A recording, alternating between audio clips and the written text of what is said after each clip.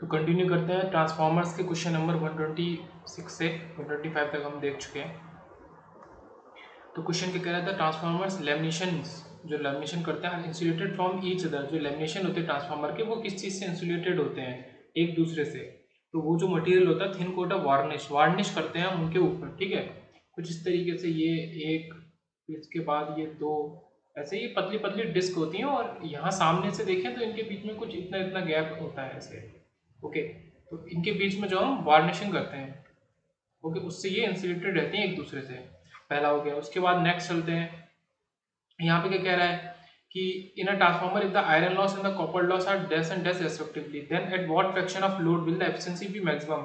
तो लोड के कितने फ्रैक्शन पे एफिशिएंसी मैक्सिमम होगी, तो इसका डायरेक्ट फॉर्मूला है कि अगर आपको मैक्सिमम एफिशिएंसी निकालनी है और जब आपको कॉपर और आयरन लॉस को कंपेयर करके कुछ फॉर्मूला निकालना है, तो x equal to root of copper loss upon iron loss. तो कॉपर ऊपर आयरन नीचे, सॉल्व करके 0.81, तो 81% एफिशिएंसी हो जाएगी इस केस में, क्योंकि 81% एफिशिएंसी। तो ये फॉर्मूला काफी इंपॉर्टेंट है, ठीक है, मैक्सिमम एफिशिएंसी निकालने का, मैक्सिमम एफिशिएंसी। उसके बाद नेक्स्ट चलते हैं 130 पे कि power transformers are generally design to have maximum efficiency around. Power transformer जो होते हैं तो उसमें उनकी मैक्सिमम एफिशिएंसी कहाँ होती है, नियर फुल लोड के अराउंड उनकी एफिशिएंसी मैक्सिमम रहती है। ओके, तो लोड, फुल लोड के आसपास। उसके बाद नेक्स्ट आते हैं 121 पे, eddy current loss in a transformer is proportional to. Eddy current loss किसके प्रोपोर्शनल होता है, तो वोल्टेज या फिर स्क्वायर ऑफ वोल्टेज या फ्रीक्वेंसी या स्क्वायर ऑफ फ्रीक्वेंसी, तो फ्रीक्वेंसी के स्क्वायर के प्रोपोर्शनल होता है। ओके, ये फॉर्मूला होता है। लॉस जो होते हैं आपके दोनों अलग अलग तरीके का, hysteresis loss, AD current loss, तो ये काफी इंपॉर्टेंट पॉइंट है, ये रिपीट होके आता है। तो ये एडी करंट लॉस में क्या होता है कि डब्ल्यू ई जो लॉस है is equal to B square max F square T square B, या फिर डायरेक्ट बोले तो एडी करंट लॉस जो होता है फ्रीक्वेंसी के स्क्वायर के प्रोपोर्शनल होता है। और दूसरी तरफ पे देखें अगर, तो ये आपका हिस्टैरिसीस लॉस है, ये किसके प्रोपोर्शनल है, ये भी फ्रीक्वेंसी के स्क्वायर के प्रोपोर्शनल है, बट यहाँ पे बी की पावर 1.6 हो जाती है, तो बी मैक्स है। ओके, और एडी करंट में बी मैक्स की पावर स्क्वायर ही रहती है। तो ये यहाँ से दोनों फॉर्मूले ये काफी इंपॉर्टेंट है। बाकी तो सिमिलर है, इसमें टी स्क्वायर थिकनेस अलग से आ गई, इसमें बी स्क्वायर है और इसमें बी की पावर 1.6 है और यहाँ पे टी नहीं है हिस्टैरिसीस लॉस में, तो ये कंपैरिजन है। उसके बाद 131 पे आते हैं कि एक ट्रांसफार्मर कोर को निम्न में से क्या रोकने के लिए लैमिनेट किया जाता है, मतलब लैमिनेट क्यों किया जाता है, क्वेश्चन बहुत बार आता है, रिपीटेड क्वेश्चन है। एडी करंट लॉसेस को हटाने के लिए लैमिनेशन हम करते हैं। ओके, ये फॉर्मूला फिर से आ गया, ये आपका B square F square T square V, और ये आपका बी की पावर बी मैक्स की पावर 1.6 एफ वी। ओके, ये यहाँ पे इन्होंने जो लिखा है गलत लिखा है, ये डब्ल्यू ई होगा, और जो हिस्टैरिसीस लॉस है वो एफ की पावर 1 की ही प्रोपोर्शनल है। डब्ल्यू एच जो है हिस्टैरिसीस वाला वो बी मैक्स आपका 1.6 तो है ही, उसके साथ में एफ और वी बस ओनली सिंगल पावर है फ्रीक्वेंसी की। अगर हिस्टैरिसीस लॉस की बात करें, एडी करंट लॉस में डबल पावर है, तो ये याद रखेंगे। ओके, तो यहाँ पे भी यही चीज दी हुई है, ये जो इन्होंने दिया है यहाँ पे देखो, यहाँ पे एफ इंटू वी है हिस्टैरिसीस हानिया में। ओके, उसके बाद नेक्स्ट चलते हैं, ये क्वेश्चन है कि two single phase transformers A and B with equal turn ratio have reactances, उनके रिएक्टेंस दिए हैं, दोनों सिंगल फेज ट्रांसफार्मर है, उनके टर्न्स भी इक्वल है, तो Z3 ओम और आपका J9 ओम, ये रिएक्टेंसेस दिए हैं। to the secondary when operated in parallel the load sharing of 200 kilowatt at 0.8 power factor lag between A and B transformers would respectively be। तो लोड शेयरिंग वो पूछ रहा है कि कितनी होगी, पूरा टोटल कितना है 200 किलोवाट है, मतलब कुल मिला के आपको करना क्या है कि 200 किलोवाट को शेयर करना है दो ट्रांसफार्मर में, ए और बी में। अब देखो यहाँ पे क्रॉस कर दिया इसलिए क्योंकि ये तो शुरू में गलत हो गया, 75 और 25 100 किलो ओम हुआ और हमें 200 को लोड शेयर करना है। तो अब ये तीन ऑप्शन बचे आपके, इसमें से कौन सा सही है, और उनके रिएक्टेंसेस हमको दे दिए हैं, और क्या दे दिया है कि कंडीशन, जिस कंडीशन पे लोड की शेयरिंग होगी वो है 0.8 power factor lagging. Okay, 0.8 lagging power factor, lagging, तो उस पर हमें शेयर करना है। तो with the help of impedance हम क्या करेंगे, पहले तो टोटल इम्पिडेंस निकालेंगे, तो J3 J9 कितना दे देगा, J12। अब हम उनका रेशियो निकालेंगे कि किसका इम्पिडेंस टोटल के कंपैरिजन में कितना है, उनके इम्पिडेंस के रेशियो के हिसाब से उनका लोड शेयर होगा। जैसे कि J9 अपॉन J12 आपको कितना दे देगा, आपको ये इंटू 200 150 किलो वॉट दे देगा, मतलब ये 3/4 हिस्सा है और दूसरा वाला आपका 1/4 हिस्सा है, तो 200 का 3/4 कितना हो गया, 150। और इसका 1/4 तो गया 50, तो देखो यही आंसर आ गया 50 और 150। उनके रिएक्टेंसेस के हिसाब से आप डिवाइड कर दो, ठीक है। तो ये आपका ऑप्शन सी से यहाँ पे सही हो गया, 50 और आपका 150। उसके बाद आता है 132 और ट्रांसफार्मर में, एक ट्रांसफार्मर में एचआरसी फ्यूज निम्न में से किससे सुरक्षा प्रदान करता है। जो एचआरसी फ्यूज यूज करते हैं तो वो बाहरी फॉल्ट से सुरक्षा प्रदान करता है आपको। ओके, बस इतना याद रखेंगे, हिंदी में है खैर, लेकिन फिर भी एचआरसी फ्यूज आपको बाहरी फॉल्ट से सुरक्षा प्रदान करता है। नेक्स्ट देखते हैं 137 में कि the most commonly method of cooling. तो सबसे कॉमन मेथड है वो आपका ऑयल नेचुरल कूलिंग वाला है, ठीक है। बाकी नेचुरल कूलिंग, एयर ब्लास्ट, सबसे कॉमन आपका ऑयल नेचुरल है। उसके बाद आता है कि at no load test, 2 test होते हैं आपका, जैसे मतलब काफी टेस्ट होते हैं, शॉर्ट सर्किट टेस्ट और ओपन सर्किट, ये no load is performed on a transformer to determine. तो पर्टिकुलर ये वाला टेस्ट किसके लिए किया जाता है, नो लोड टेस्ट को हम मैग्नेटाइजिंग करंट एंड लॉसेस को डिटरमाइन करने के लिए करते हैं। ओके, तो अलग अलग तरीके के आपके टेस्ट हैं, अलग अलग चीज़ों के लिए सॉरी होते हैं। तो आपका नो लोड टेस्ट आपका मैग्नेटाइजिंग करंट और लॉसेस को पता करने के लिए होता है। उसके बाद 138 पे आते हैं, विच of the following transformer connections will give the highest secondary voltage. तो आपको हाईएस्ट सेकेंडरी वोल्टेज कौन देता है, आपको डेल्टा प्राइमरी और स्टार सेकेंडरी, मतलब ये कनेक्शंस आपको primary connection in the delta form में आप करो और आप सेकेंडरी को स्टार फॉर्म में करो, तो आपको हाईएस्ट सेकेंडरी वोल्टेज मिलता है। मतलब हाईएस्ट सेकेंडरी वोल्टेज के लिए आपको सेकेंडरी वाले को स्टार में करना है, ये याद रखना है, बाकी उसका उल्टा। ओके, तो इस तरीके से हो गया। उसके बाद एक क्वेश्चन आता है कि the ratio of secondary turns is to primary in a transformer is 3। तो प्राइमरी के रेशियो में सेकेंडरी आपका 3 है, तो मतलब N2/N1 आपका 3 है पहली चीज। If the EMF in the secondary coil is 600, तो प्राइमरी में ईएमएफ कितना, वो तो डायरेक्ट हो गया आपका N2/N1 equal to E2/N1। Okay, तो डायरेक्ट इसको सॉल्व कर सकते हैं, तो इजी क्वेश्चन है। उसके बाद फिर आता है 139 की major insulation in a transformer is the insulation between the. Major insulation की अगर बात करें ट्रांसफार्मर की, तो वो किसके किसके बीच में होता है, आपका दोनों ही पॉइंट है कि आपका LV winding and core and LV winding HV winding. तो कोर जो मिडिल में है, एक तरफ एलबी वाइंडिंग एक तरफ एचबी वाइंडिंग है, तो आपका लो वोल्टेज और हाई वोल्टेज वाला। ओके, तो एक तो दोनों के बीच में और एक कोर और एलबी वाइंडिंग के बीच में। जो तीसरा एक केस बच जाता है कि आपका कोर और एचबी वाइंडिंग के बीच में, तो ये वाला केस आपका नहीं होगा, ठीक है। कोर और एचबी, एलबी एचबी और एलबी एंड कोर, ये दोनों केस हो गए आपके। उसके बाद आता है next the winding 35, the winding use in 3 phase shell type transformer is. तो वाइंडिंग जो यूज हो रही है 3 फेज शेल टाइप ट्रांसफार्मर, वो आपकी कैसी सैंडविच वाइंडिंग होगी। Okay, 3 phase transformer 3 phase shell type transformer में जो वाइंडिंग यूज हो रही है, तो वो आपकी कैसी हो गई, वो आपकी सैंडविच टाइप वाइंडिंग होगी। उसके बाद 140 पे आते हैं, the transformer oil should have. जो ट्रांसफार्मर का ऑयल की अभी ऊपर बात भी करी थी कूलिंग के लिए, तो उसकी क्या मतलब, उसकी डायलेक्ट्रिक स्ट्रेंथ हाई होनी चाहिए। बाकी उन्होंने अलग अलग चीजें दी हैं, लो हाई, तो मेनली क्या है कि उसकी डायलेक्ट्रिक स्ट्रेंथ जो है एप्सिलॉन उसका काफी हाई होना चाहिए, ठीक है, ऑयल का जो हम यूज करते हैं ट्रांसफार्मर में उसका। उसके बाद 136 पे आते हैं कि 5 limb core construction is preferred over 3 limb. ठीक है, 5 लिम्ब कोर कंस्ट्रक्शन है, एक 3 लिम्ब कोर कंस्ट्रक्शन है, तो 5 वाले को प्रेफर करते हैं 3 वाले के ऊपर, because in this type of construction, because 5 वाले में क्या होता है, एक स्पेशल चीज है कि magnetic reluctance of the 3 phases can be balanced. तो इसमें मैग्नेटिक जो रिलक्टेंस है 3 फेजों का, 3 फेज मतलब जो 3 फेज का हम ट्रांसफार्मर या यूज कर रहे हैं डिवाइस, ठीक है, तो ये तीनों फेज का हम बैलेंस कर सकते हैं मैग्नेटिक रिलक्टेंस। कुल मिला के बात हिंदी में समझो कि जो 3 फेज हैं उन तीनों का मैग्नेटिक रिलक्टेंस को आप आसानी से बैलेंस कर सकते हैं, किसके अंदर, 5 लिम्ब वाले के अंदर। ओके, इसलिए 5 लिम्ब ज्यादा प्रेफरेबल है, तो ये याद रखेंगे। उसके बाद नेक्स्ट आता है कि transformer core laminations are insulated each other by thin varnish coating. ठीक है, ये हम अभी देख ही चुके हैं इस लेक्चर की स्टार्टिंग में।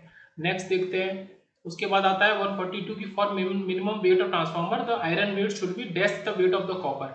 मिनिमम वेट ऑफ ट्रांसफार्मर के लिए आपका क्या है कि आयरन का वेट और कॉपर का वेट इक्वल होना चाहिए। ओके, इक्वल टू, ये काफी इंपॉर्टेंट क्वेश्चन है। इसी तरीके से लॉस वाले केस में भी था कि दोनों लॉसेज इक्वल होने चाहिए, तो यहाँ पे दोनों के अगर वेट इक्वल होंगे तो आपका मिनिमम वेट होगा ट्रांसफार्मर का, केवल इसी कंडीशन में मिनिमम हो सकता है। उसके बाद 146 in a transformer electric power is transferred from primary coil to secondary. तो इलेक्ट्रिक पावर जो ट्रांसफर्ड होती है, मतलब कुल मिला के वही कि वोल्टेज आगे जा रहा है, ट्रांसफर हो रहा है। मेन चीज क्या है यहाँ पे, मैग्नेटिक फ्लक्स। ठीक है, वाई द मैग्नेटिक फ्लक्स। तो electric power is transferred from primary coil to secondary by the magnetic flux, ये आंसर हो जाएगा। उसके बाद नेक्स्ट 147 पे आते हैं कि which part of transformer is subjected to maximum heating. Transformer का कौन सा पार्ट सबसे ज्यादा हीट होता है? तो फ्रेम तो ऑब्वियसली बात है, बाहर का मतलब ढांचा है तो वो इतना नहीं होगा। ऑयल तो हम इंसुलेशन के लिए यूज कर रहे हैं, कूलिंग के लिए। कोर हो सकता है बट नहीं। वाइंडिंग जो होती है ट्रांसफार्मर की, जो कॉइल से बनी होती है, वो सबसे ज्यादा हीट होती है। ये अच्छा क्वेश्चन है, याद रखेंगे। उसके बाद यहाँ पे किलोवाट एम्पियर रेटिंग की बात कर रहा है। तो ऑब्वियसली बात है, इसको आप इस यूनिट को बनाएंगे कैसे? किलोवाट एम्पियर आपको तभी मिलेगा जब आप इसको और इसको मल्टीप्लाई करते हैं। तो आसानी से आंसर 16 आ गया, ठीक है, डायरेक्ट मल्टीप्लाई करके। बहुत सारे एमसीक्यूज सॉल्व इसी तरीके से होते हैं। आप यूनिट पे ध्यान दो, यूनिट को कैसे ला सकते हैं सॉल्व करके। उसके बाद आता है कि when the turns ratio of a transformer is 20 and the primary AC voltage is 12, the secondary voltage is, तो टर्न्स रेशियो दे दिया है आपको ये N2/N1, और प्राइमरी एसी वोल्टेज दे दिया 12, तो secondary voltage direct N2/N1 equal to V2/V1 से आपका ये निकल आएगा। तो 20 और 12 दूनी 20, ठीक है, मतलब 24 और 0, 240 वोल्ट आपका निकला है, ठीक है। डायरेक्ट आपका कैसे निकला है? ये 12 इंटू 20। उसके बाद आता है 148 की no winding resistance mean. No winding resistance का मतलब क्या होता है? आपने वाइंडिंग ही नहीं करी और फिर उसका जो रेजिस्टेंस है, मतलब वाइंडिंग ना करने का resistance, means no ohmic power loss. उसमें कोई भी ओमिक पावर लॉस नहीं होगा अगर आपने कोई वाइंडिंग, मतलब रेजिस्टेंस में कोई वाइंडिंग में कोई रेजिस्टेंस ही नहीं है। मेन क्या है कि रेजिस्टेंस नहीं है, तो कोई ओमिक लॉस नहीं होगा। ओके, फिर इधर क्वेश्चन आते हैं 145 पे, if no load is attach to the secondary winding. अगर हमने क्या किया कि भाई ट्रांसफार्मर हमारा है ये, और इसकी सेकेंडरी वाइंडिंग में हमने कोई भी लोड नहीं जोड़ा, इसको ओपन छोड़ दिया, तो क्या कह रहा है कि of a transformer what is a current in the primary winding called. तो उस समय जो प्राइमरी वाइंडिंग है, मतलब यहाँ पे मान लो कुछ जुड़ा हुआ है, इसमें जो करंट होगी वो करंट आपकी क्या होगी वो हमें बताना है, ठीक है। ये करंट क्या होगी तो वो हमें बताना है, जब हमने सेकेंडरी वाइंडिंग में कुछ भी नहीं जोड़ा है तो उसको मैग्नेटाइजिंग करंट कहते हैं, ठीक है। अब यहाँ पे काफी सारी करंट, डीसी करंट तो इसमें एसी में होगी नहीं, ट्रांसफार्मर में एक्साइटेशन करंट नहीं, स्टेबलाइजेशन करंट नहीं, आपका मैग्नेटाइजिंग करंट कहलाती है। तो ये जो करंट यहाँ पे है, क्योंकि ये आपका मैग्नेटाइजिंग करंट हो गई। ओके, नेक्स्ट आगे चलते हैं। मैग्नेटाइजिंग करंट हो गई 145 पे। 149 पे short circuit test is also known as. तो आपका जो ट्रांसफार्मर का शॉर्ट सर्किट टेस्ट होता है उसको हम और किस नाम से जानते हैं? तो उसको करंट टेस्ट के नाम से जानते हैं। ये भी काफी ज्यादा इंपॉर्टेंट एमसीक्यू है। Okay, short circuit test is the current test. उसके बाद नेक्स्ट चलते हैं यहाँ पे क्या 152 पे, which 3 phase correction can be use in the transformer to introduce a phase difference of 30 degree. तो कौन सा 3 फेज कनेक्शन हम यूज करें तो हमें 30 डिग्री का फेज डिफरेंस मिल सकता है। Okay, between its output and the corresponding input line voltages. मतलब वही है कि आपका जो इनपुट लाइन वोल्टेज है और आपका आउटपुट लाइन वोल्टेज है, उसके बीच में 30 डिग्री का फेज डिफरेंस आपको कौन देगा? स्टार डेल्टा कनेक्शन देगा। ओके, ये याद रखेंगे, स्टार पहले फिर डेल्टा करेक्शन आप करेंगे तो आपको 30 डिग्री का फेज डिफरेंस मिलेगा इनपुट आउटपुट लाइन वोल्टेज में।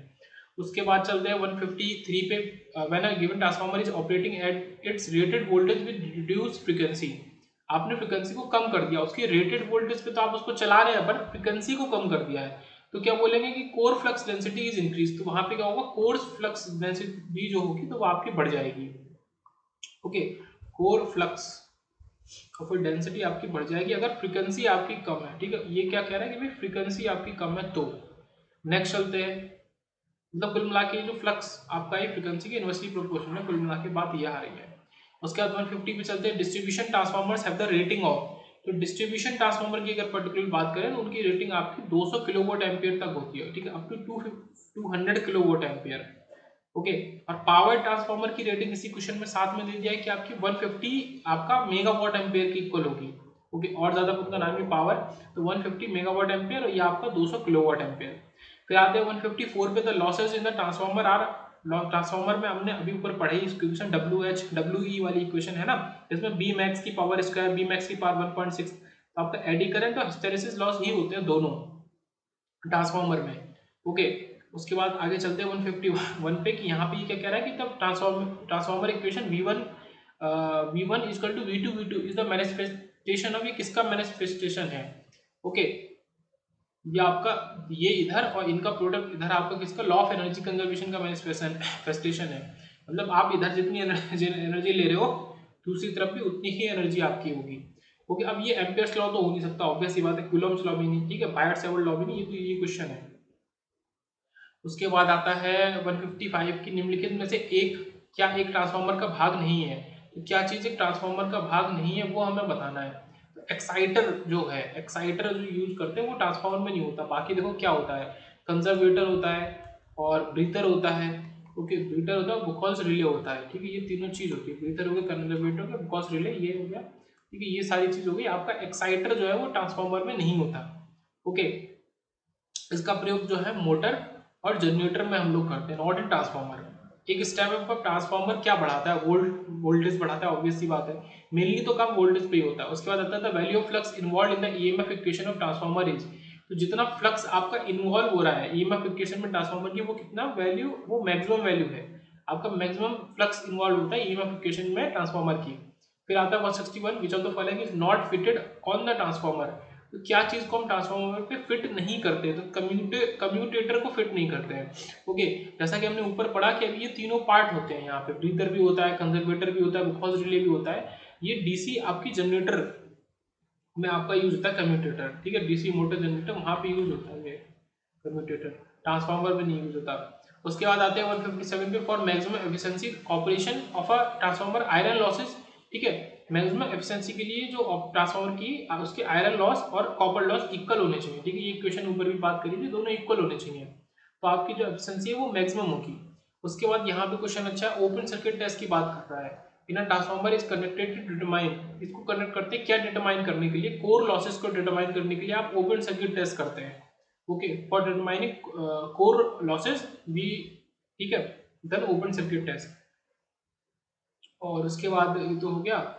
फिर आते हैं इस पे 158 पे, Buchholz relay can be installed on. तो बुकॉल्स रिले जो है वो कहाँ पे हम इंस्टॉल कर सकते हैं, तो केवल ऑयल कूल्ड ट्रांसफार्मर्स पे, मतलब जो ट्रांसफार्मर जिनकी कूलिंग ऑयल की मदद से हमने करी है, वहां पे बुकॉल्स रिले को हम इम्प्लांट कर सकते हैं। उसके बाद यहाँ पे क्वेश्चन है, इजी क्वेश्चन है, आपको सीधे से रेशियो लगाने की, वीपीआईपी प्राइमरी साइड में इनका प्रोडक्ट और सेकेंडरी साइड में इनका प्रोडक्ट एक दूसरे के इक्वल है। अब आईएस आपको दे दिया है कि वीएस अपॉन जेड के इक्वल है। ओके, और इक्वल है नहीं, होगा ही, करंट अगर है तो वी अपॉन आर के इक्वल होती है। बात कर रहे हैं कौन सी करंट, आई एस की सेकेंडरी साइड, तो वोल्टेज भी सेकेंडरी साइड का और इम्पिडेंस सेकेंडरी साइड का। और यहाँ पे आईपी हमको निकालना है, तो ये 22 अपॉन ये 220, तो ये हो गया। अब ये वी एस अपॉन जेड कितना है वो भी आपको देखना पड़ेगा। तो ये वी एस पहले से था और वी एस स्क्वायर हो गया, तो फिर 22 तो ये आ ही गया। जेड आपको और देखना पड़ेगा, जेड आपको, जेड भी 220 ओम दिया है और आपको इनपुट साइड का वोल्टेज भी आपको 220 वोल्ट दिया, दोनों की वैल्यू सेम है। तो ये इस तरीके से हो गया, तो ये आपको सॉल्व होकर ये 0.01 एम्पियर आ गया। ठीक है, इजी क्वेश्चन है और हो जाएगा। उसके बाद आते हैं ट्रांसफार्मर रेटिंग को किस में दर्शाते हैं, अभी हमने ऊपर ही क्वेश्चन में देखा किलोवाट एम्पियर में, तो ट्रांसफार्मर रेटिंग को किलोवाट एम्पियर में दर्शाते हैं। उसके बाद 164 पे आते हैं, in a transformer the resistance between the primary and the secondary must B.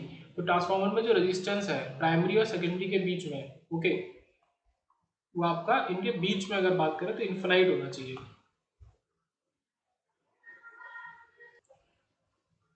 So next देखते हैं 165, पहले देखते हैं 168।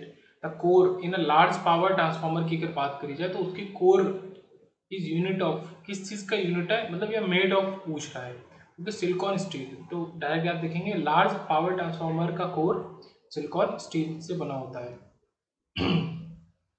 उसके बाद नेक्स्ट बात करते हैं। अच्छा, पिछला वाला क्वेश्चन एक बार थोड़ा ठीक से फिर से देखते हैं कि इसमें बात कर रहा है ट्रांसफार्मर के अंदर रेजिस्टेंसेस जो है प्राइमरी और सेकेंडरी मस्ट भी कैसा होना चाहिए, इन्फिनाइट। और यहाँ पे क्या है कि अगर प्रश्न में पूछता है प्राइमरी और सेकेंडरी वाइंडिंग के बीच रेजिस्टेंस, तब क्या होगा आपका आंसर, तो कितना होगा, शून्य होगा, मतलब जीरो होगा। ओके, प्राइमरी और सेकेंडरी के बीच में आपका क्या हो गया, जीरो, और resistance between the primary and secondary must B infinite.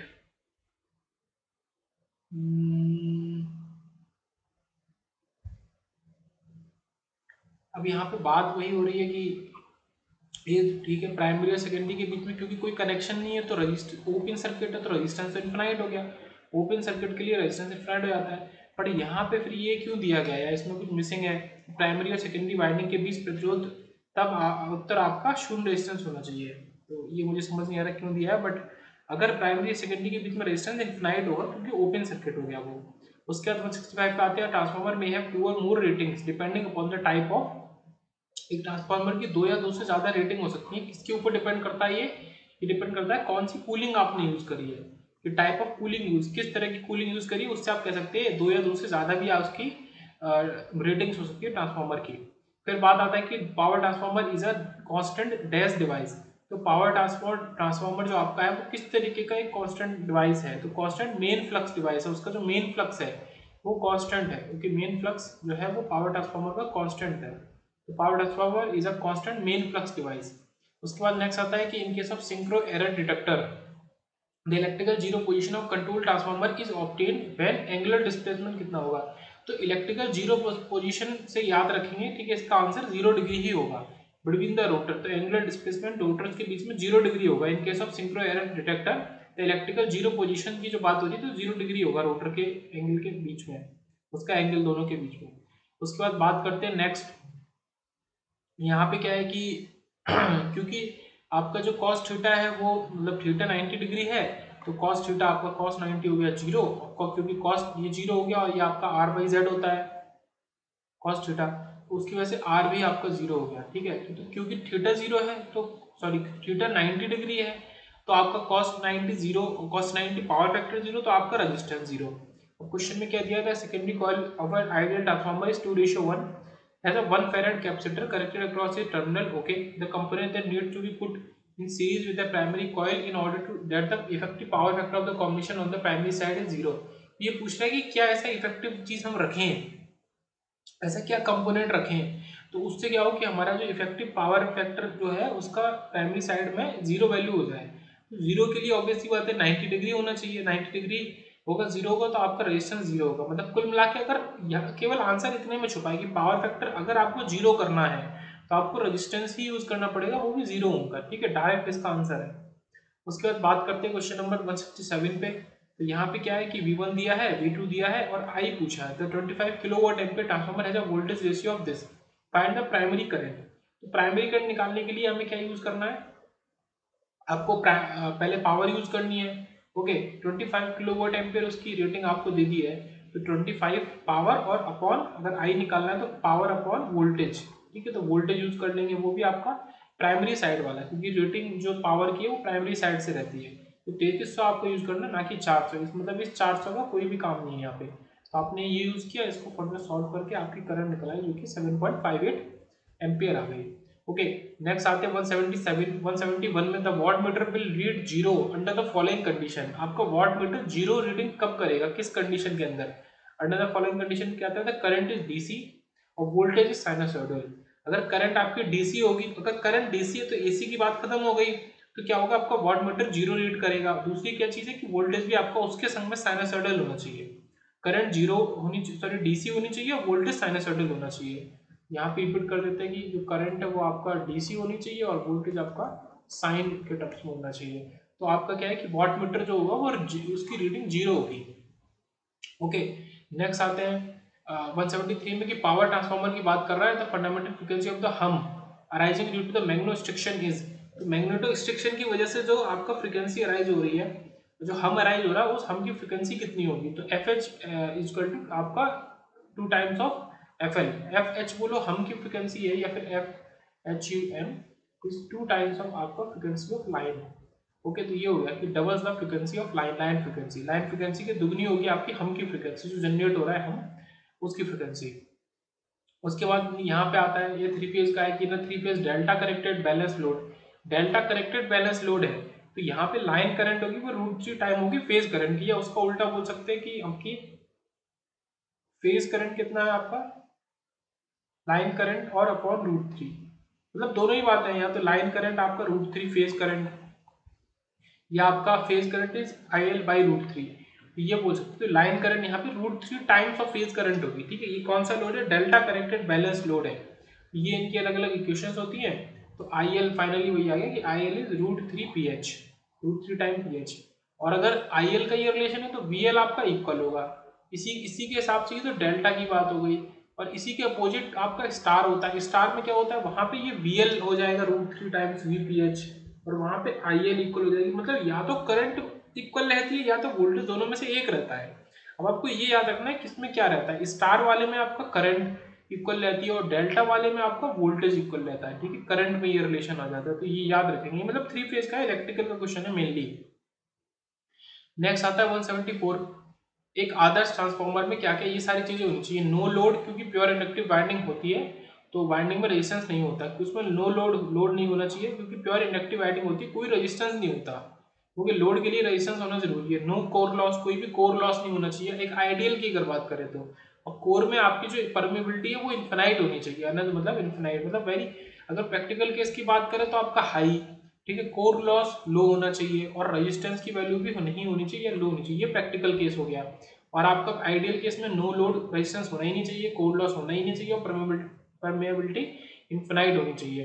Next आते हैं 175 में कि यहाँ पढ़ते हैं डायरेक्ट इंडक्शन मोटर को एक रोटेटिंग ट्रांसफार्मर माना जाता है। ओके, तो ये पूछा ही था इसमें कि ये घूमनी पड़ी अड़ाम मित्र मतलब रोटेटिंग ट्रांसफार्मर किसको माना जाता है, तो ये काफी इंपॉर्टेंट क्वेश्चन है। ओके, यहाँ पे डायरेक्ट रिलेशन की बात हो रही है कि जो आपका इंडक्शन मोटर है उसको एक रोटेटिंग ट्रांसफार्मर आपको माना जाता है direct. Okay, induction motor is a rotating transformer, is assume to be rotating transformer. उसके बाद 176 पे आते हैं निम्न में से कौन सा ट्रांसफार्मर का मूल अवयव नहीं है। ओके, अवयव मतलब कंपोनेंट, कि कौन सा मूल कंपोनेंट नहीं है, तो कोर है, ये सेकेंडरी वाइंडिंग के लिए लिखा, द्वितीय कुंडलन और प्राइमरी वाइंडिंग, ये तीनों चीज तो होंगी मूल कंपोनेंट, आपका मेन कंपोनेंट। पर आपका जो फ्लक्स है वो कंपोनेंट नहीं है एक तरीके से, है ना। फ्लक्स तो एक अलग क्वांटिटी होगी जिसको हम यूज करते हैं फॉर सॉल्विंग थिंग्स। तो फ्लक्स मतलब इलेक्ट्रिक फील्ड ये कोई कंपोनेंट तो है नहीं, तो इस तरीके से फ्लक्स इसका आंसर हो जाएगा। फिर नेक्स्ट आते हैं कि किसी ट्रांसफार्मर में चुंबकीय अभिवाह का पाथ कैसा होता है।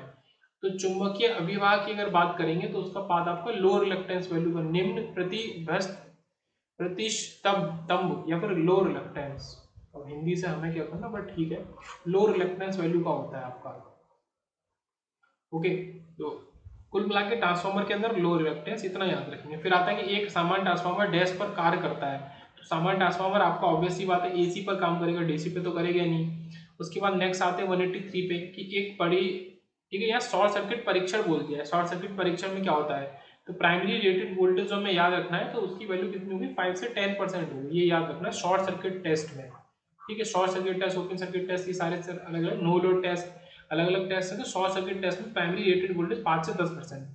फिर ट्रांसफार्मर किसको रूपांतरित करता है, वोल्टेज को, ये भी क्वेश्चन रिपीटेड क्वेश्चन हम पहले देख चुके हैं। ओके, यहाँ पे आता है कि एक परिणाम मित्र में ट्रांसफार्मर का कोर क्यों पटल से बना होता है, तो भंवर धारा को कम करने के लिए बना होता है। तो वही ये लैमिनेटेड क्यों होता है, ये मेन बात है, तो एडी करंट लॉस को कम करने के लिए। ओके, ये भी रिपीटेड क्वेश्चन है। उसके बाद यहाँ पे आते हैं 181 पे कि समानांतर में कार्य करें तो ट्रांसफार्मर द्वारा लिया जाने वाले लोड उनकी रेटिंग पर निर्भर करता है। अगर आप समानांतर में मतलब दो ट्रांसफार्मर को एक साथ यूज कर रहे हैं, ओके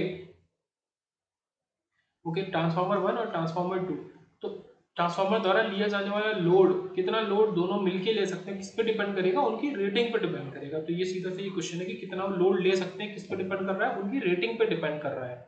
ओके, नेक्स्ट चलते हैं आगे। 182 पे क्या आता है कि वह क्षय जो ट्रांसफार्मर में नहीं होता परंतु जो आपका घूर्णनशील विद्युत मशीन में होता है। ओके, रोटेटिंग टाइप आपका ये इलेक्ट्रिकल मशीन में होता है, पर वो क्षय मतलब लॉस तो ट्रांसफार्मर में नहीं होता है। तो कॉपर लॉस होता है, मैग्नेटिक लॉस होता है। ओके, और आपका हिस्टैरिसीस और एडी करंट तो होता ही होता है। तो बच क्या गया आपका फ्रिक्शन और विंडेज लॉस। तो ऑब्वियस ही बात है अभी तक ट्रांसफार्मर के हमने अंदर इनको नहीं देखा है। ओके, तो कहीं पे फ्रिक्शन और विंडेज लॉस ट्रांसफार्मर में नहीं होता है। ये भी इजी क्वेश्चन था। उसके बाद ये क्वेश्चन भी इजी है, इसका सीधा आंसर देखते हैं। आपने इसको यूज कर लिया है और आपको वीपी वीएस मतलब वी1 वी2 दोनों दिए हैं और आपको एनपी दिया है। तो आपको ये एनपी क्या है N1, वीपी क्या है V1, वीएस क्या है V2 और N2 निकालना है। तो N2 इससे या NS या N2 जो भी बोलो आसानी से निकाल सकते हैं। 1600 आ गया। ओके, नेक्स्ट आते हैं, यहाँ पे भी वही चीज है, सेम क्वेश्चन है ये, ठीक है, रिपीटेड क्वेश्चन है, इसका आंसर भी 1600 है। इसी की रेशियो से N1 upon N2 equal to V1 upon V2 ratio से हम इसको सॉल्व कर सकते हैं। ओके, मतलब वही आरआरबी में अहमदाबाद और अजमेर अलग अलग जगह पूछा था। फिर आता है कि ट्रांसफार्मर के कोर्स को पटलिट क्यों बनाया जाता है। तो ये फिर से वही लेमिनेटेड वाला क्वेश्चन आ गया कि पटलिट लेमिनेशन के लिए बोलते हैं। तो भंवर धारा मतलब वही भंवर की धारा, एडी करंट लॉस को कम करने के लिए उसको लेमिनेट कर देते हैं ट्रांसफार्मर के कोर को। ओके, फिर बात करते हैं 191 की, ये भी रिपीटेड क्वेश्चन है। Efficiency of an ordinary transformer is maximum, efficiency maximum कब होगी, जब कॉपर लॉस आपके इक्वल होंगे किससे, आयरन लॉस से। तो कॉपर लॉस आयरन लॉस दोनों इक्वल होंगे तो आपकी एफिशिएंसी सबसे ज्यादा होगी। उसके बाद पहले ये क्वेश्चन देख लेते हैं। 188 यहाँ पे क्या है, N1 गिवन है, N2 पूछा है, V1 गिवन है, V2 ये भी रिपीटेड क्वेश्चन है, ये भी 1600 टन, तो वही 1600 वैल्यू वाले 2-3 क्वेश्चन एक साथ रिपीटेड है। फिर यहाँ पे आता है open current test in a transformer gives. आप यहाँ पे ओपन करंट टेस्ट की बात होगी, ओपन करंट या ओपन सर्किट टेस्ट आपको क्या देता है, आयरन लॉस देगा, ये याद रखेंगे, ठीक है। Open circuit test, short circuit test, no load test, अलग अलग तरीके के टेस्ट है, सबसे रिलेटेड कुछ ना कुछ चीजें हैं, मतलब इसमें ये होता है, इसमें ये पता किया जाता है, ये सारी चीजें, इसको ये बोला जाता है, ये याद रखेंगे, ओके। ये सारे के सारे 2-3-4 तरीके के जो टेस्ट है। उसके बाद यहाँ पे आते हैं at light load 192, light load efficiency of transformer is low. Light load पे ट्रांसफार्मर की एफिशिएंसी कम होती है, ऐसा क्यों है, क्योंकि it has fix loss in high with respect to output.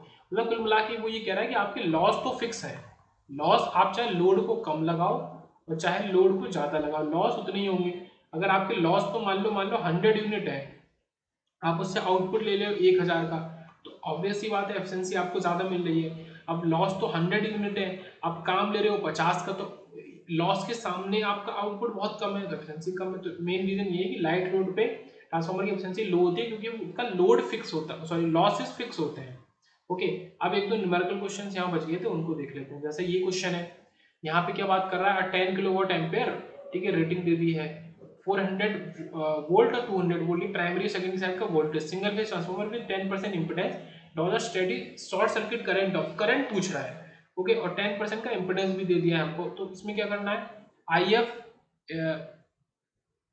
E, ठीक है, प्राइमरी साइड की करंट की बात है शायद, तो 10 इंटू 10, ये ठीक है, ये वही चीज हो गई। प्राइमरी साइड की करंट के लिए हमने क्या किया है, आपका IF ही बोलो या फिर I प्राइमरी बोल लो, इक्वल टू आपका पावर अपॉन वोल्टेज, ठीक है। पावर हमको पता है 10 kilowatt ampere, voltage primary side में 400, तो देखो इसको यूज करके 25 एम्पियर करंट हमने इधर निकाल ली।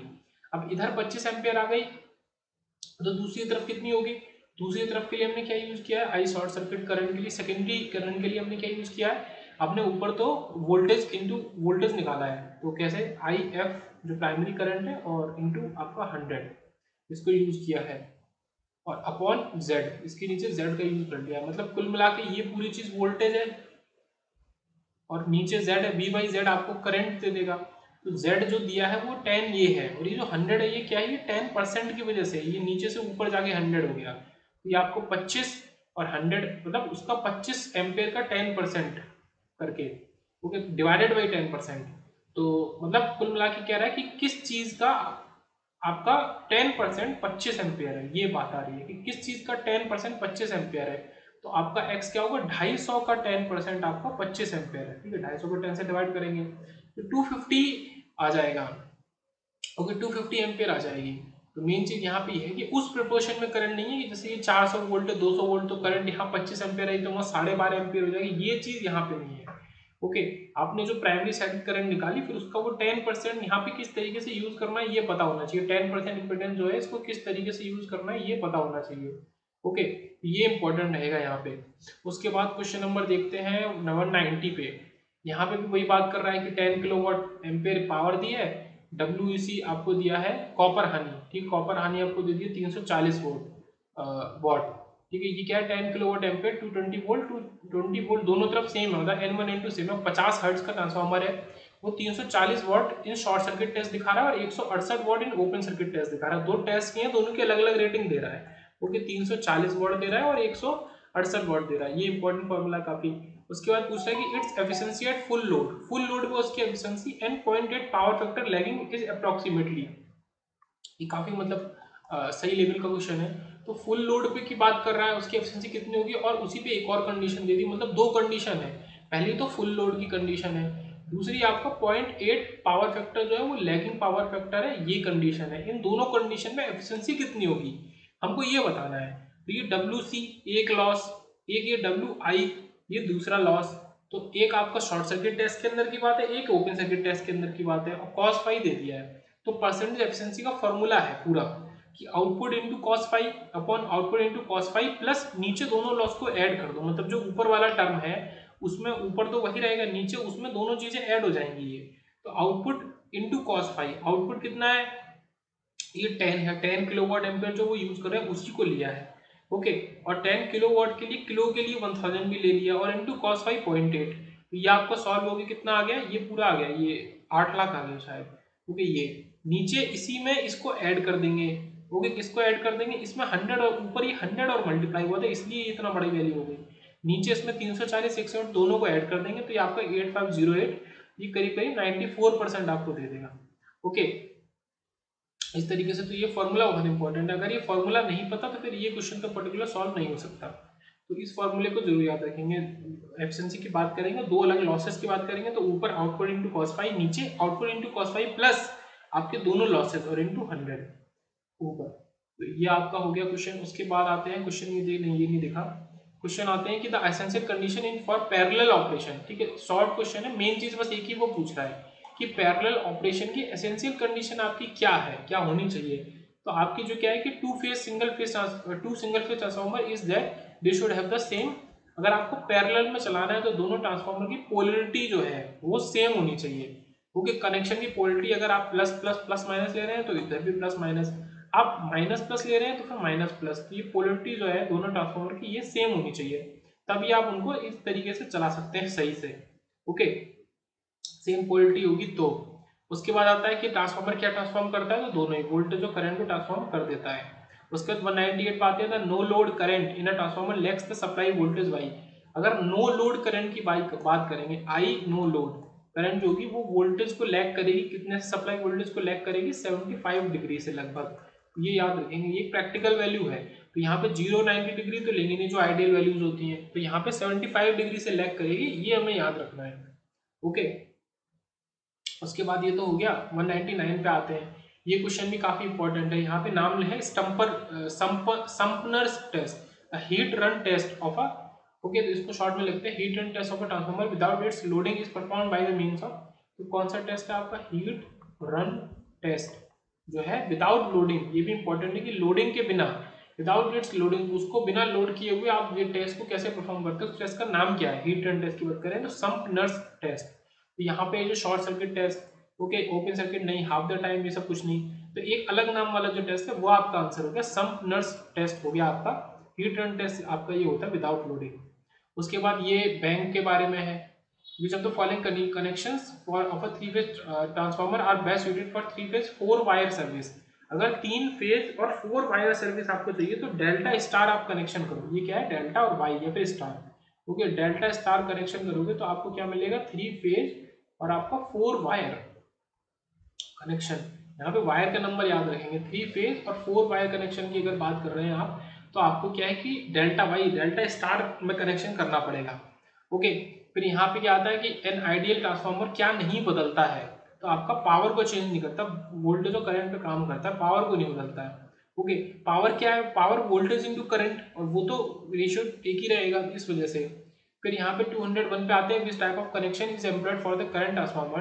ठीक है, स्पेशली किसकी बात करिए, करंट ट्रांसफार्मर्स की, for the protection of star delta connected 3 phase transformer. क्या कनेक्शन होना चाहिए करंट ट्रांसफार्मर के लिए में, और फॉर द किसके प्रोटेक्शन के लिए, स्टार डेल्टा 3 फेज ट्रांसफार्मर के लिए। तो आपको बचाना किसको है, आपको स्टार डेल्टा को बचाना है, और उसके लिए आप यूज करोगे करंट ट्रांसफार्मर, तो उसका उल्टा यूज करो, delta star.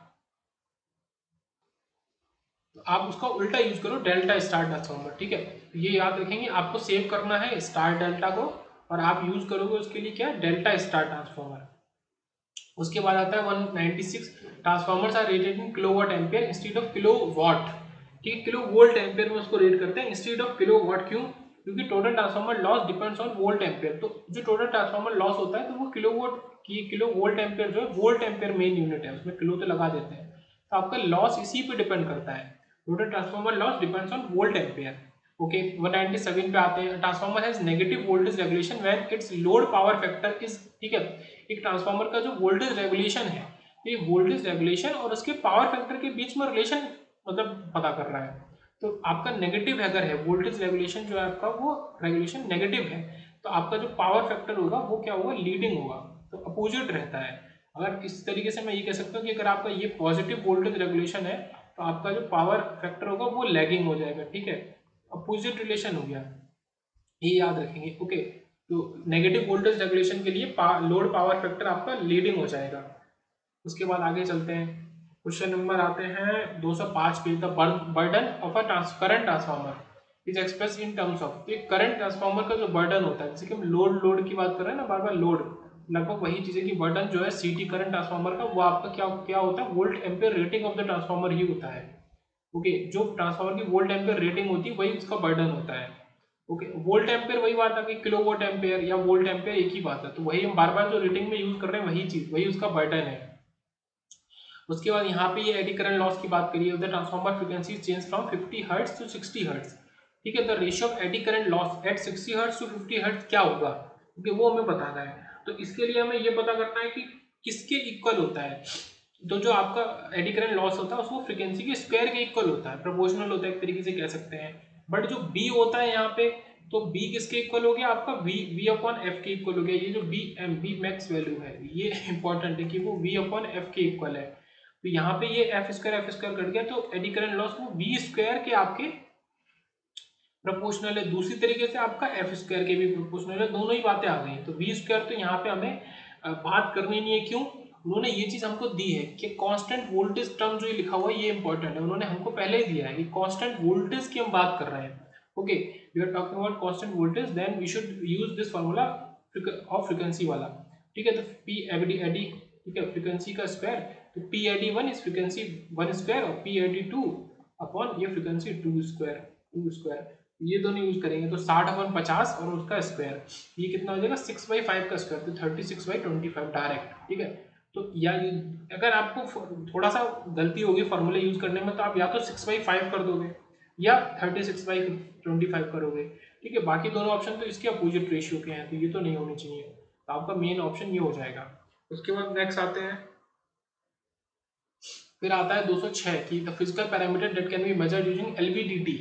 LVDT linear variable differential transformer आपका क्या यूज कर सकता है फिजिकल पैरामीटर, तो आपका वो डिस्प्लेसमेंट का यूज कर सकता है। ओके, ये क्वेश्चन तो इजी है, आगे भी आता है। और रिले क्या है, एक इलेक्ट्रोमैकेनिकल स्विच है। ये क्वेश्चन काफी इंपॉर्टेंट है कि रिले एक क्या है। रिले वैसे तो इलेक्ट्रिकल के अंदर पढ़ा जाता है, इलेक्ट्रॉनिक्स वालों के लिए तो नहीं है रिले, बट रिले एक क्या है शॉर्ट में अगर बात करें तो एक इलेक्ट्रो, वो भी मैकेनिकल, यहाँ पे मैकेनिकल इंपॉर्टेंट है, इलेक्ट्रोमैकेनिकल स्विच है आपका रिले, तो ये काफी इंपॉर्टेंट बात है। उसके बाद आते हैं 203 पे कि which test is perform to determine core loss. ये क्वेश्चन वैसे मेरे हिसाब से ऊपर भी आ चुका है, तो कोर लॉस को डिटरमाइन करने के लिए आपको क्या करना चाहिए, आपको ओपन सर्किट टेस्ट करना चाहिए for core loss. Okay, core loss के लिए आपको ओपन सर्किट टेस्ट करना चाहिए, 203 में आता है। उसके बाद आता है relative permittivity of air of vacuum is, तो एयर की ऑब्वियसली बात, रिलेटिव परमिटिविटी एक स्टैंडर्ड वैल्यू होगी, तो एयर की 1 हो गई। Okay, relative permittivity of air is 1। उसके बाद आते हैं इस क्वेश्चन में, यहाँ पे फॉर्मूला वही बात है इंपॉर्टेंट है कि φm अगर निकालना है, यहाँ पे क्या दिया ईएमएफ पर turn of a single phase, ठीक है, 2200 और 220, ये आपको वोल्टेज का रेशियो दे दिया प्राइमरी सेकेंडरी का, एक स्टेप डाउन ट्रांसफार्मर है ये। ओके, तो ईएमएफ पर turn of a single phase 2200 और 220 वोल्ट 50 हर्ट्ज फ्रीक्वेंसी भी दे दी है, transformer is approximately 12 volt. Okay, EMF और पर टर्न की अगर बात करें तो आपका 12 वोल्ट है। ओके, तो 12 वोल्ट है, the number of primary and secondary turns are, तो हमको प्राइमरी और सेकेंडरी टर्न्स का नंबर ही डायरेक्ट वो पूछ रहा है। ओके, तो E1 ये हो गया, ठीक है, E2 E1 बोलो V1 बोलो एक ही बात है, V1 V2 या E1 E2 आपको दे दिए गए हैं, फ्रीक्वेंसी आपको दे दी गई है, तो सबसे पहला काम होता है गिवन नोट करना, आपने गिवन नोट कर लिए। उसके बाद E पे आते हैं कि E इज 4.445 MFN, ये इंपॉर्टेंट फॉर्मूला है काफी, तो यहाँ पे भी ये उसी तरीके का हो गया कि आपको फॉर्मूला आता है तो ठीक है, वरना नहीं। तो 5m इज E2 अपॉन 4.44 और इंटू 50 और इंटू 1, तो f की आपको क्या दिया फ्रीक्वेंसी 50 हर्ट्ज, वो यूज कर ली, और जो भी वैल्यू है m n जो भी हमें पता है वो हमने यूज कर लिया, तो 4.44 इंटू 50 इंटू 1, और E2 हमको 220 वोल्ट पता है, तो यहाँ से ये 5m जितना आ गया फ्लक्स आपका पॉइंट, ठीक है, 054 वेबर आ गया। फिर E1 के लिए निकालेंगे, तो E1 के लिए अगर बात करेंगे तो अब हमको E1 तो पता है, ठीक है, 4.44 पता है, मतलब सबसे पहले हमने इस्तेमाल किसका किया, 5m को निकाला। ओके, अब हम N1 और N2 को निकालेंगे। सबसे पहले हमने 5m को कैसे निकाला वो भी समझना इंपॉर्टेंट है। उन्होंने हमें दिया है कि ईएमएफ पर टर्न 12 वोल्ट है, ये ईएमएफ की वैल्यू दी है उन्होंने, पर टर्न दी है, एक टर्न के लिए, मतलब अगर N1 है, देखो हमने यहाँ पे यही किया, काफी बारीक क्वेश्चन है, यहाँ पे 1 लिया है, ये 1 लिया है टर्न को, और ऊपर E2 को 12 वोल्ट लेके तब सॉल्व किया है, मतलब जो हमें गिवन चीजें थी पहले उससे हमने स्टैंडर्ड यूज करके 5 को निकाला। अब जब हमें 5 पता है तो इसी फॉर्मूले में अब N1 और N2 को अलग अलग निकालेंगे, एक बार N1 को निकालेंगे तो 5 ये नीचे चला जाएगा, तो देखो 2250 हर्ट्ज वही 4.44 आपका इस फॉर्मूले में रहता ही है वैल्यू, और ये जो हमने सॉल्व किया है सेकंड में भी वही चीज कि ये जो हमने सॉल्व किया है 50 हर्ट्ज वही 4.44 रहता ही है, और ऊपर हमने 220, एक बार 2200 एक बार 220, तो उनकी अलग अलग वैल्यू सॉल्व होगी 18 और 183। तो अच्छा क्वेश्चन है, काफी इंपॉर्टेंट क्वेश्चन है। ओके, मतलब काफी अलग तरीके क्वेश्चन अगर आता है तो बिना फॉर्मूले के सॉल्व नहीं हो सकते, तो फॉर्मूला इंपॉर्टेंट है। उसके बाद आता है कि विच of the following is an application of statically induce EMF. तो कैसा स्टैटिकली इंड्यूस्ड ईएमएफ का एप्लीकेशन आपको कौन से डिवाइस में देखने को मिलता है, आपको ये बताना है। ओके, तो स्टैटिकली इंड्यूस ईएमएफ आपका ट्रांसफार्मर में आपको देखने को मिलता है। ओके, और फिर यही वाली इक्वेशन हम यहाँ पे यूज कर रहे हैं कि E1 is 4.44 F into N1 into 5M volt, ऐसे E2 4.44 F into N2 into 5M volt. तो ये वही इक्वेशन जो अभी ऊपर यूज करी थी वही है। तो स्टैटिकली आपका इंड्यूस ईएमएफ आपको इसमें ट्रांसफार्मर में देखने को मिलता है। उसके बाद आते हैं क्वेश्चन नंबर 212 पे, जो काफी इंपॉर्टेंट क्वेश्चन है कि practical transformer at no load behaves like a. एक प्रैक्टिकल ट्रांसफार्मर की अगर बात करें नो लोड पे, कोई भी लोड नहीं है, तो वो एक किसकी तरह बिहेव करता है, एक लॉसी इंडक्टर की तरह बिहेव करता है बस। और वैसे भी वायरिंग जो कॉइल होता है ट्रांसफार्मर का प्राइमरी सेकेंडरी साइड में, वो आपका इंडक्टर से ही बना होता है। ये क्या चीज है, ये ठीक है, ये इंडक्टर है और ये आपकी वायरिंग, ये भी यही चीज है। तो सिंपल इसका आंसर है कि एक लॉसी इंडक्टर वो भी लॉस जिसके अंदर होता है। क्योंकि नो लोड पे हमने क्या देखा है कि लो लोड पे या नो लोड कोई लोड नहीं, लो लोड मतलब कम लोड, तो दोनों ही उसमें क्या है कि आपका एफिशिएंसी काफी कम मिलती है। क्यों, इसका पॉइंट हमने डिटेल में डिस्कस किया था, क्योंकि जो लॉसेज होते हैं ट्रांसफार्मर के वो फिक्स होते हैं, तो इस वजह से कम मिलती है। तो वो एक लॉसी, मतलब एक इंडक्टर तो ठीक है, बट एक लॉसी टाइप का इंडक्टर की तरह बिहेव करेगा एक practical transformer at no load. फिर 213 पे आते हैं कि which loss in a transformer की वेरीज सिग्निफिकेंटली विद लोड। तो कौन सा लॉस ट्रांसफार्मर का है जो आपके लोड के संग बदलता है, लोड बदल रहा है तो वो भी बदलता है, तो आपका कॉपर लॉस होता है ट्रांसफार्मर का जो लोड के संग बदलता है, लोड बदलेगा तो आपका वो भी बदलेगा, कॉपर लॉस। उसके बाद आते हैं 211 पे, ठीक है, ये तो इजी क्वेश्चन है काफी। नेगेटिव साइन किसको डिनोट करता है, लेंज लॉ इसी पे बेस होता है, ठीक है, अपोजिट वैल्यू देता है। तो ये नेगेटिव जो होता है यहाँ पे ईएमएफ में लेंज लॉ आपको बताता है, ये तो इजी क्वेश्चन है।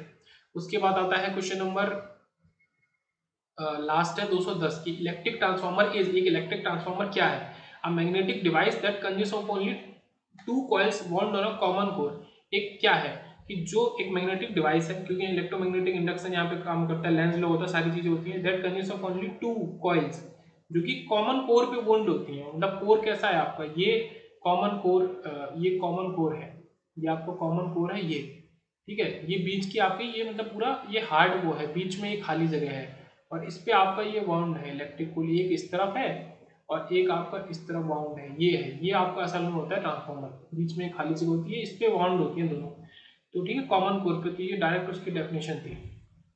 नेक्स्ट फिर देखेंगे डीसी मशीन नेक्स्ट लेक्चर में।